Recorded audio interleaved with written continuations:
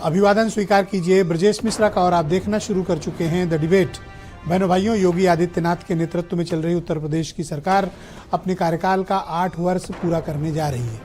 8 वर्ष किसी के लिए भी बड़ी उपलब्धि होती है, खासतौर पर उत्तर प्रदेश जैसे लार्जेस्ट स्टेट में चीफ मिनिस्टर बनना या सरकार चलाना ये अपने आप में एक बहुत बड़ी चुनौती होती है। मुख्यमंत्री योगी आदित्यनाथ इन चुनौतियों पर कितना खरा उतरे और कितना खरा नहीं उतरे, इन 8 सालों के उनके कार्यकाल को लेकर आज हम इस चर्चा को आयोजित करने के लिए एकत्र हुए। बहनों भाइयों, मुख्यमंत्री योगी आदित्यनाथ ने अपने कार्यकाल के 8 साल लगभग पूरे कर लिए। 2 दिन के बाद उनके कार्यकाल का 8 वर्ष पूर्ण हो जाएगा। इन 8 सालों में मुख्यमंत्री योगी आदित्यनाथ ने जनता के बीच जो वायदे किए थे, उन वायदों को उन्होंने किस हद तक निभाया और किस हद तक उन्होंने इन वायदों को पूरा किया। प्रश्न नंबर 1। प्रश्न नंबर 2, जिन चुनावी वायदों को लेकर उत्तर प्रदेश की मौजूदा सरकार के नेतृत्व वाली पार्टी यानी भारतीय जनता पार्टी जनता के बीच गई थी, उन वायदों में से कितने वायदे अब तक पूरे हुए हैं और जो नहीं पूरे हुए हैं उनके कारण क्या है, सवाल पूछा जाना चाहिए। इस पर भी बात होनी चाहिए कि सरकार ने जो कार्यक्रम, नीतियां, एजेंडा लागू किया था वो एजेंडे को क्या पूरा कर पाई है, सरकार की उपलब्धियां क्या थी, सरकार की खामियां क्या हैं, सफलता क्या है, असफलता क्या है और कौन कौन सी विफलताएं भी इस सरकार के मत्थे पर हैं। सभी मुद्दों पर हमें समग्र चर्चा करने की आवश्यकता है, क्योंकि 8 साल के कार्यकाल में भी किसी का अच्छा काम सामने दिखता है और किसी के गलत काम भी सामने आते हैं। लिहाजा ये 8 साल यूपी सरकार के लिए बेहद महत्वपूर्ण है, क्योंकि अब 1 वर्ष के फौरन पश्चात यानी 9 साल कंप्लीट होते ही उत्तर प्रदेश में चुनावी वर्ष शुरू हो जाता है और उस साल को शून्य माना जाता है, क्योंकि उस साल की उपलब्धियां आपकी गिनी नहीं जाती हैं। यानी 1 साल के फौरन बाद इन्हें चुनाव में जाना है। तो जिस तरह के उत्तर प्रदेश का राजनीतिक माहौल है, उसमें उत्तर प्रदेश की मौजूदा जो सरकार है बीजेपी की, उसका नेतृत्व कर रहे हैं मुख्यमंत्री योगी आदित्यनाथ। तो उपलब्धियों के तौर पर उनके पास बताने के लिए क्या है, और विपक्ष भी यह बताता है कि उनकी खामियां क्या है। मीडिया कैसे उसका विश्लेषण करती है, सरकार उसको कैसे समझती है। इसमें कोई दो राय नहीं है कि सरकार अपने हार्डलाइन हिंदुत्व के एजेंडे को आगे बढ़ा रही है, और वो उसकी नीतियों में, वो उसके कार्यक्रमों में, वो उसकी योजनाओं में स्पष्ट परिलक्षित होता भी है, और सरकार को ऐसा करने में कोई हिचक भी महसूस नहीं होती है, और वो उनके फैसलों में स्पष्ट रूप से दिखता भी है। क्या यही वो एजेंडा है जो 80 बनाम 20 की प्रणाली को चुनाव में आगे बढ़ाने वाला है? और कौन कौन सी उपलब्धियां हैं? इंफ्रास्ट्रक्चर के क्षेत्र में क्या हुआ, लॉ एंड ऑर्डर की क्या पोजीशन है, zero tolerance against corruption, zero tolerance against crime, zero tolerance against women and child के उनके जो अपराध हैं उनको लेकर सरकार का क्या नजरिया है। यूपी सरकार की तरफ से 40 लाख करोड़ के इन्वेस्टमेंट का दावा किया गया था, उसका मौजूदा परिदृश्य क्या है, इस पे बात होनी चाहिए। शिक्षा और स्वास्थ्य को लेकर जो सरकार ने दावे किए थे, वायदे किए थे, वो किस हद तक पूरे हुए। 24 आवर्स इलेक्ट्रिसिटी का सपना अब तक पूरा क्यों नहीं हुआ है। सड़कों के जाल बिछाए जाने की बात थी, वो योजना कहाँ पर है, कितनी फैक्ट्रियां लगी, कितने लोगों को जॉब्स मिली, यूपी का माहौल क्या है, सब पर खुलकर चर्चा होनी चाहिए।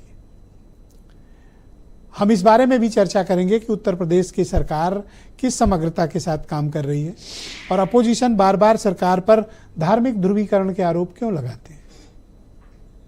ये बात सरकार से पूछी भी जानी चाहिए उत्तर प्रदेश के माहौल पर। और सबसे बड़ा विषय है उत्तर प्रदेश का लॉ एंड ऑर्डर। क्या उत्तर प्रदेश की कानून व्यवस्था ठीक है? क्या उत्तर प्रदेश की पुलिस का जो कामकाज का तरीका है वो सही है? इसके बारे में भी खुली चर्चा होनी चाहिए। क्या नहरों के टेल तक पानी पहुंच रहा है? क्या किसानों को सिंचाई की व्यवस्था मिल रही है? क्या खाद उन तक पहुंच रहा है, बीज उन्हें मिल रहा है? क्या मजदूरों को काम मिल रहा है, मनरेगा के पेमेंट्स आ रहे हैं? जो गांव गिराव में योजनाएं चल रही हैं उनका क्या असर है? इसके बारे में एक ओपन फोरम डिस्कशन होना चाहिए। मैं बहुत बार ऐसा पाता हूं कि डिस्ट्रैक्शन के लिए तमाम तरीके के इशूज सामने कर दिए जाते हैं या आ जाते हैं पॉलिटिकल डिस्कोर्स में चर्चा करने के लिए, और ख़ास तौर पर हिंदू मुसलमान के मुद्दे सर्वाधिक चर्चा में होते हैं। लेकिन बहनों भाइयों, ये जिस विषय पर आज हम सब एकत्र हुए हैं चर्चा के लिए, ये एक एक व्यक्ति से जुड़ा मुद्दा है।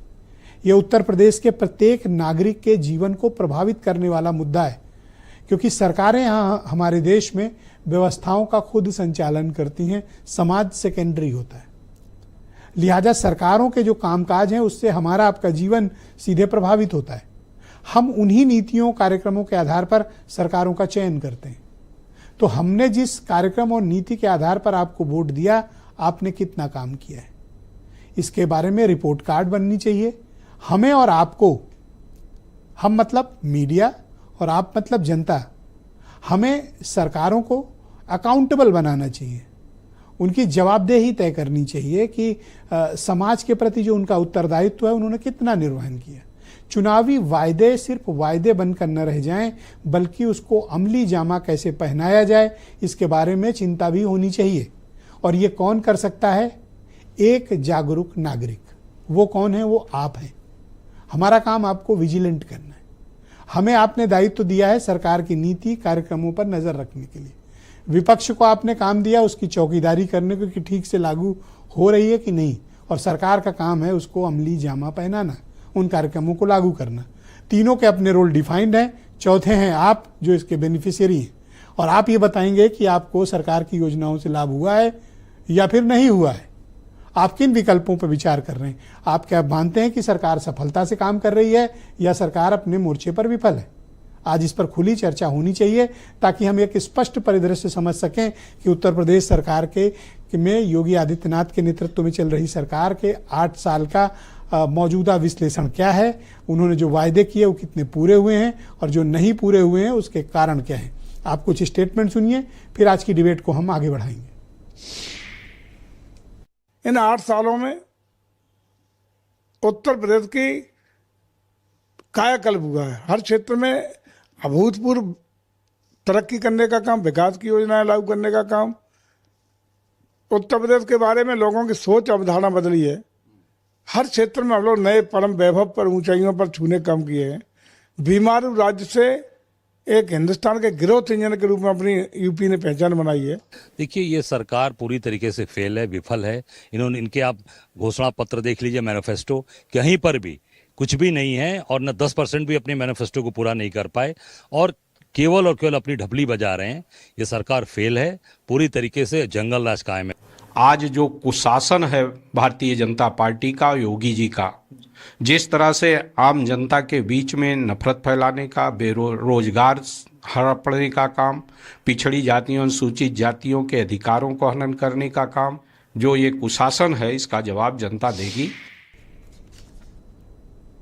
तो बहनों भाइयों, आज की इस परिचर्चा को आगे बढ़ाते हैं। मेरे साथ संजय चौधरी मौजूद हैं, भारतीय जनता पार्टी के प्रवक्ता हैं।